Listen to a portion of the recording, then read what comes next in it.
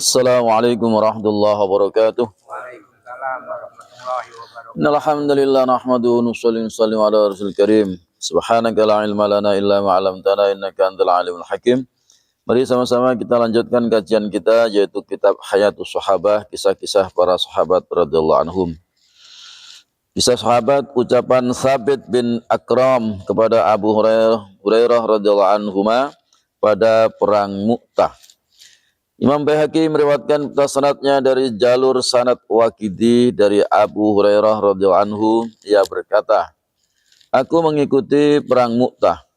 Ketika orang-orang musyrik telah dekat kepada kami melihat sesuatu yang tidak tertandingi, yakni perlengkapan, persenjataan, kawanan kuda, sutra, campuran, sutra murni dan emas hingga mataku pun terkesima oleh pemandangan itu. Orang dulu perang kan pada bawahnya kan bagus-bagus. Lalu Thabit bin Akram radhiyallahu anhu berkata kepadaku, wahai Abu Hurairah, sepertinya kamu memandangi sekumpulan pasukan yang begitu besar jumlahnya. Benar, saudku. Ia berkata, dahulu kamu tidak mengikuti perang Badar bersama kami. Sesungguhnya kami mendapatkan pertolongan dari Allah bukanlah dengan sebab banyaknya jumlah.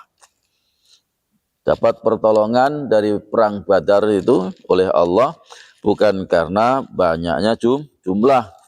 Karena waktu itu perang Badar cuma berjumlah 313. Sedangkan orang kafir banyak. Nah ini kelihatannya musuhnya ini banyak sekali sehingga dia terkesima, sehingga seakan-akan wah banyak banget nih yang kita hadapi ini, yang kita lawan banyak banget.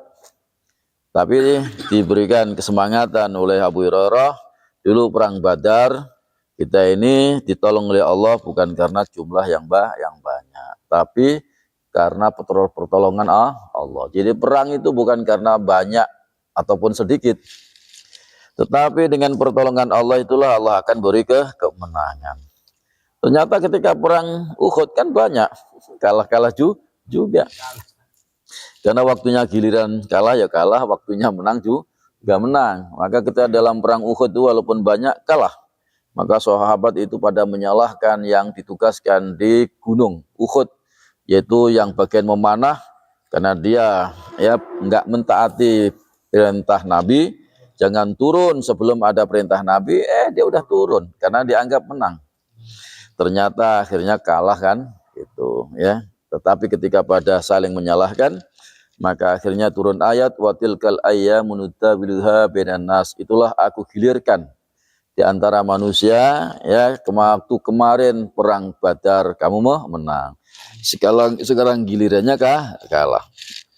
Jadi memang begitulah orang itu, ada waktunya menang, ada waktunya kalah, ada waktunya sehat, ada waktunya sakit, ada waktunya kaya, ada waktunya Nah, itu memang sudah aturan dari Allah Subhanahu wa taala. Kalau di surga senang-senang terus, kalau di neraka susah terus.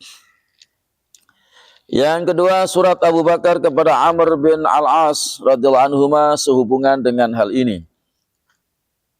Imam Tayalisi meriwayatkan sanadnya dari jalur sanad Waqidi dari Abdullah bin Amr radhiyallahu anhuma, ia berkata, Abu Bakar radhiyallahu anhu pernah menulis surat kepada Amr bin As radhiyallahu anhu yang isinya, Salamun alaik, amma ba'du, sungguh telah datang kepadaku suratmu yang di dalamnya kamu menyebutkan pasukan yang telah dihimpun oleh bangsa Romawi.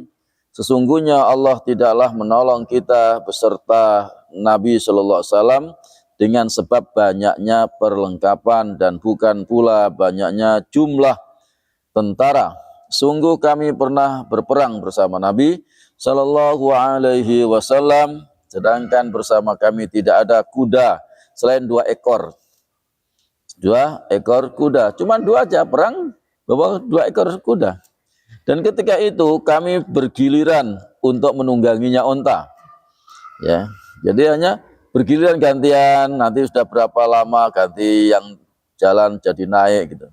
Dan pada perang Uhud, kami bersama Rasulullah SAW, tidak ada kuda bersama kami selain seekor kuda yang dinaiki oleh Nabi SAW. Perang Uhud cuma satu. Namun demikian Allah telah memberikan kemenangan kepada kami dan menolong kami terhadap orang-orang yang memusuhi kami. Ketahuilah bahwa sungguhnya orang yang paling taat kepada Allah adalah yang paling membenci kemaksiatan. Maka taatlah kamu kepada Allah dan perintahkanlah kepada orang-orang kamu agar taat kepadanya. Ya, jadi perang Uhud itu awalnya itu menang, awalnya mau menang. Ya, jadi karena sudah menang itu, maka akhirnya tadi yang tidak mentaati Nabi jangan turun, akhirnya dia turun sudah merasa menang kan? Memang itu menang ya, karena itu Khalid bin Walid waktu itu kan masih kafir kan, memimpin pasukan kafir sama Abu Sufyan.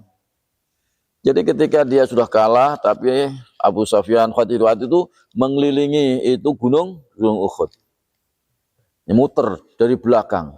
Nah ternyata yang di atas itu pemanah 40 orang sahabat itu pada turun, kosong lah, hanya beberapa orang yang masih taat. Sudah diingatkan jangan turun gitu, tapi dia ngomong, orang udah menang kok, orang ghanimah sudah pada dikumpul-kumpulkan. Ya, nggak taunya Khalid dari belakang gunung Uhud naiklah, karena di atas cuma beberapa sahabat, kalah akhirnya syahid.